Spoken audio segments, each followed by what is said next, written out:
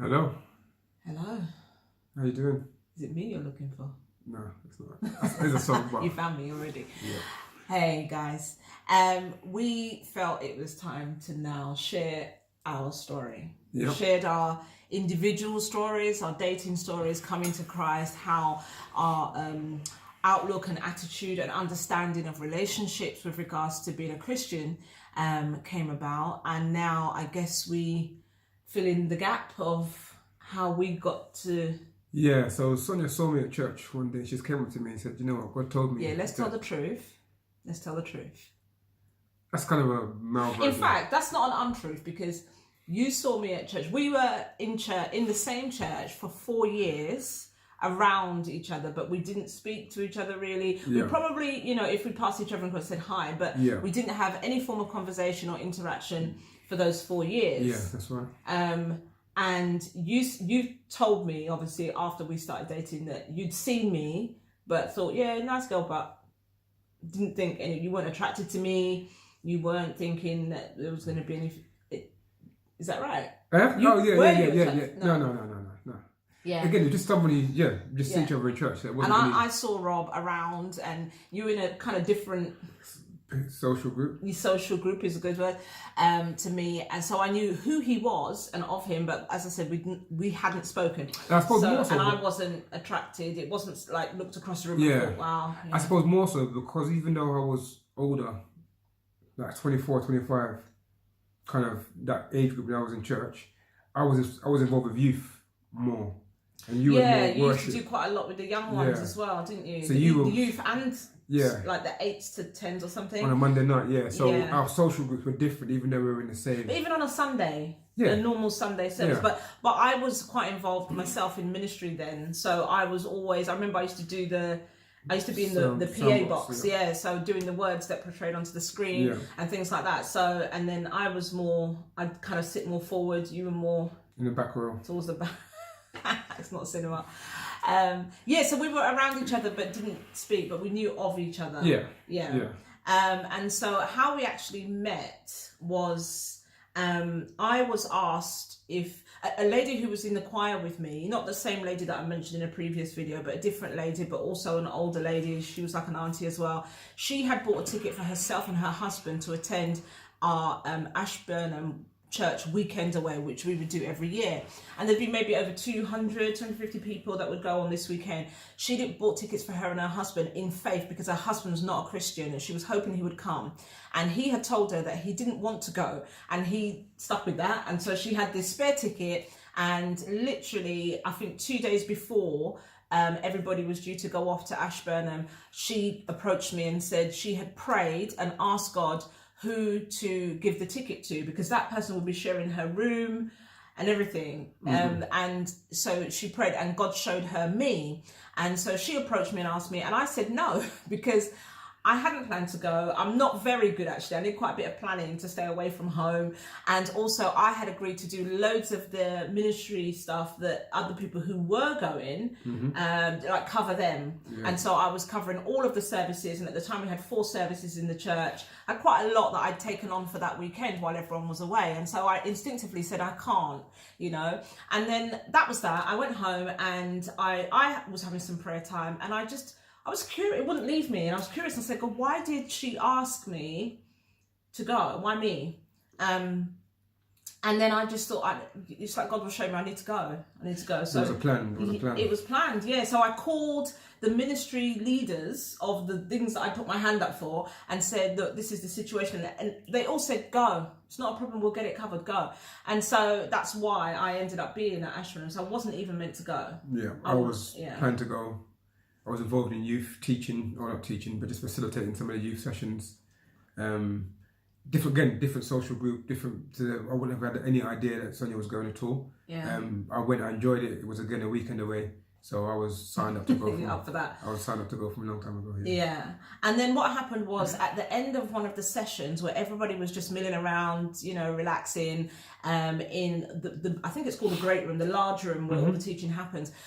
Me and a group of friends were sitting around just chatting and talking, and then I noticed Rob. I was sitting, with my facing the back door. I'd sort of turned my chair around. We were sitting in a group, and I noticed Rob at the door, just popping his head around the door to see what was going on, I guess. And I saw him, and I called him over, and I don't know why I did that. Because I didn't even know you. Well, yeah, you knew me enough to call me over. But I wouldn't have. No, not really. I wouldn't have because you were virtually a stranger, if you like. Mm-hmm. So I don't know. Anyway, God knows. I called him over, and as he approached, I said to him, "What did you say to me?" You know what I said to you. You can't remember? Memory is really bad. I can't remember exactly. Oh, come on. I'd say the story all the time. Did you say to me what's your name? No, I didn't. I said to him. Did you say, I think I've seen you somewhere before? No. No. Okay. Because that would have been silly, because I know exactly where I would have seen you. Well, so anyway. Your game wasn't that tight back then. So. My game's always tight. So I said to him, I need to find you a wife. And this is the end of the video, so thank you for coming. That's it. That's our testimony. No. And so, I don't know where that came from, or white coat or mouth or whatever. And then I proceeded to introduce him to my friends. But I knew your friends. I knew people that were around. Did you? Yeah, I knew them. Knew them. You knew who they were. Yeah. And I said, "What about her? What about her?" And then I realised that I was kind of embarrassing him and them, and so I thought, "Stop that."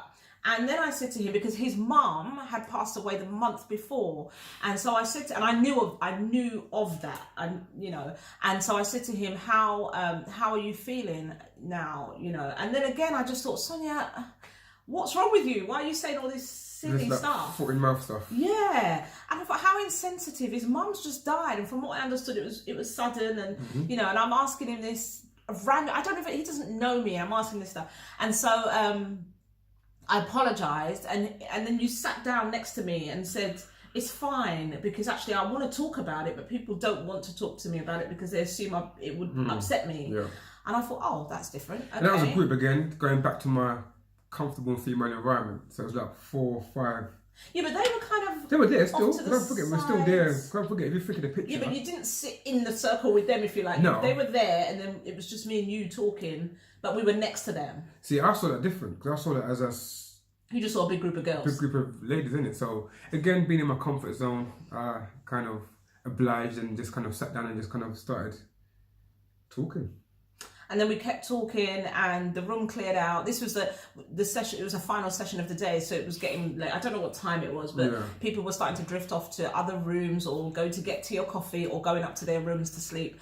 And we just sat there and talked and talked and talked. I don't know what we talked about, but we just kept talking. And I think I was sharing with you that someone had brought Encona hot pepper sauce. That's right, yeah. To the venue, because the food, foodie as well, and we were kind of laughing about the things that you bring, when you're going away for 2 days, so we just kept talking, and then eventually I was mindful that because I was sharing a room with this older lady, that I didn't want to stay up too late and then disturb her when I went back to the room. So I kind of made my excuses and went off to bed. And then the next morning, the setup in Ashburnham is that there's several different rooms where you can have breakfast. And I remember I was not working for the church yet, but I was serving and assisting with just a run-in of the weekend. And so I was checking that everybody had somewhere to sit and that all the rooms were occupied and all the food was, as it should be. And then I walked into one particular room where Rob was. And as I was checking the room to see that everybody was okay, are there any seats or whatever, Rob called me over, and you said to me, "Where's the person who's got the hot pepper sauce, because the food didn't have enough flavour or something?" Yeah, along those lines, or just so I know who to check out later on for lunchtime. Yeah. And then I said, I just laughed, and you said to me, are you sitting anywhere? And I said, no. And they said, "Oh, come sit with me." I was like, okay. Did I say me or did I say us? How about myself? Wasn't by myself, I don't think. Yeah, but maybe you said us. I think I said us. She interpreted as me. You get me? So that's how wordplay, innit? No. Sender and receiver. So I'm just saying, I'm smiling before because the detail that you're going into, Yeah, because I think detail's important. Not about breakfast. You're building a picture.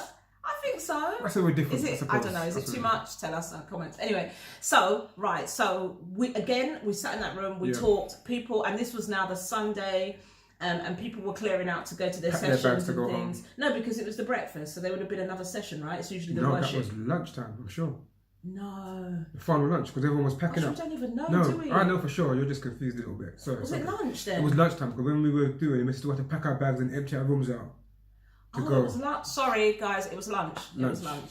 I believe you. It was lunch. I remember these things. So people were packing and leaving to go home and everything, and we were just sitting there talking. And I remember my friend at the time came in the room and said, "Guys, are you right? See, that's you're why. Not going, you're not going home. That's right." And at that point, we noticed that the room was cleared.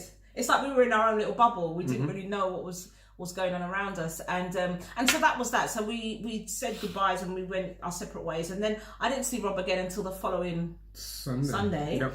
And I went to church in the morning and sat where I sat, and it just so happened that I was, if you imagine an aisle, I was 3 people in to the aisle. So there's 2 people next to me and then the aisle. You came in a little bit, worship had started, hadn't it? And the usher brought you right up towards the front, separated me and the person next to me, and pointed at the seat as if to say, sit there.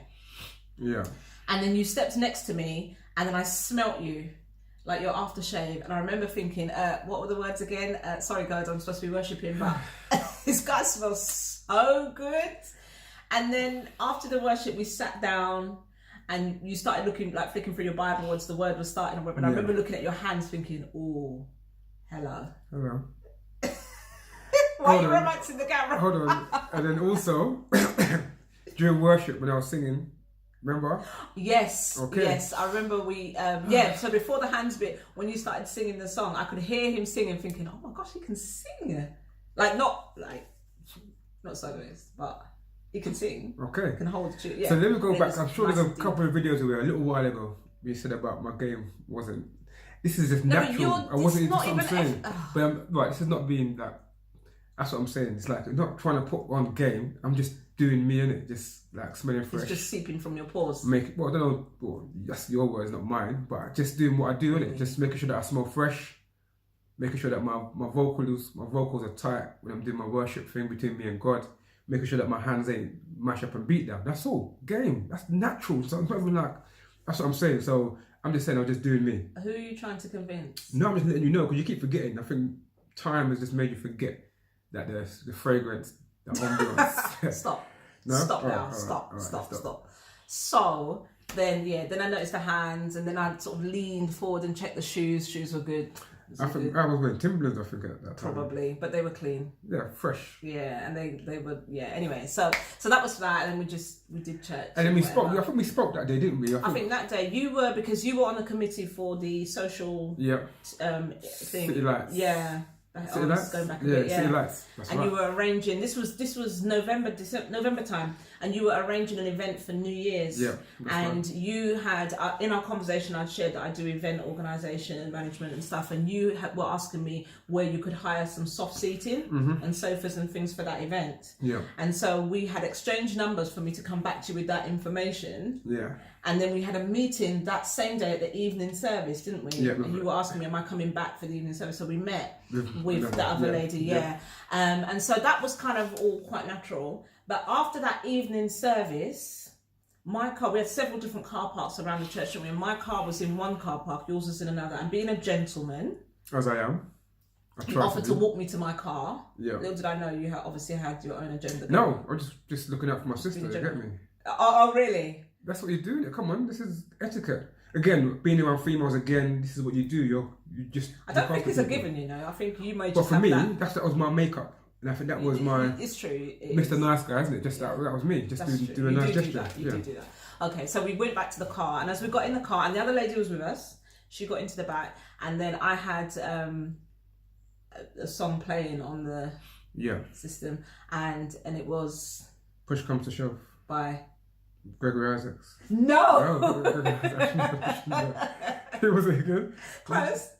I can't remember now. I remember it's terrible. You gotta help me out. Freddie McGregor. That's it, Freddie. What did I say? Gregory Isaacs. G. Come on. It had a Greg in it. And so we started, and then Rob's immediately said, "What do you know about these tunes?" And then I said something like, "Listen, I believe listened to these tunes before you were even born, brethren. And so that kind of started off the banter. Yeah, and that's one of the things that attracted us to each other, was having that banter and being able to kind of backwards and forwards like that. Yeah. For me, that's where I suppose where it started. Yeah. That day, it's following Sunday. So then, are you going to be honest and admit? Remember when you got out of the car, I drove you round to your car, you got out, and then I sent you the message saying, name the singer. Because you said, what do you know about this tune? And right. I said, right, so name, if you know this tune, name the singer. Yeah. And you took a while to come back to me. And I'm thinking, he doesn't know, he don't really know. But you were with a friend. And remember what you told me afterwards? You can't remember, can you? Go on, you were with a friend and he was talking to you and you'd seen my message come through on the phone and you wanted to get back to me, but you felt bad because you were still with this friend. Yeah, that's fair enough. That's true. And so you was kind of like, oh, I want to talk to this girl. And Ooh, yes, why are you doing this? Why are you doing this? What's this? No, I wasn't doing that. I was doing that. It's like, okay. So, this is what I did. I went, okay, No, you didn't. Oh, come on, man, I want to talk to her. I want to talk to her. Yes, you did. That's what you told me. So that's... memories. Memories very bad. So this is how it's. I think from that point, I think there was that banter, that kind of like, okay, right, somebody who I can relate to, somebody who's kind of got the same vibe. And again, we've split into two parts, really. Really? Time is going long. So, and that's kind of where it started for me. Again, for us, the banter and that kind of, we had each other's contact details, even though we didn't utilize it in that sense too much, which we'll talk about, because I think a lot of our early correspondence was via email. Yes, it was. Especially after the weekend as well. Yeah. Because a lot of it, I did come back to you about the whole soft seating thing. So it was kind of business-like, but a little bit of banter in there as well. So hold on, so before that actual Sunday. Yeah. Which actual Sunday? The Sunday after Ashburnham. Yeah. Did we email? We didn't have contact details, no. Right, so it was that Sunday after. We left Ashburnham and we didn't communicate again until the following Sunday. Okay. So here we are. So this is the point where something started. Yeah. It wasn't a full on like, oh my gosh, this is my husband, this is my wife. Yeah, no, there were no feelings like, oh, it was just be the one. Yeah, it was just that banter, that someone who, for me, who I could get on with, kind of have the same kind of banter, and because we grew up from the same area kind of thing, it was like, okay, let's see how this kind of communication goes in terms of just a friendship, really. Yeah. So, again, the next part 2, will be as it kind of moves forward and how we developed, and looking back now on some of the messages that we sent via email. Yes. And that communication will be quite revealing. So thank you for tuning in. I hope it's kept you engaged and interested into how this has come about. And we'll share the next stage on the next video. Yeah. Yeah. So for now, we shall see you soon. Bye. Bye.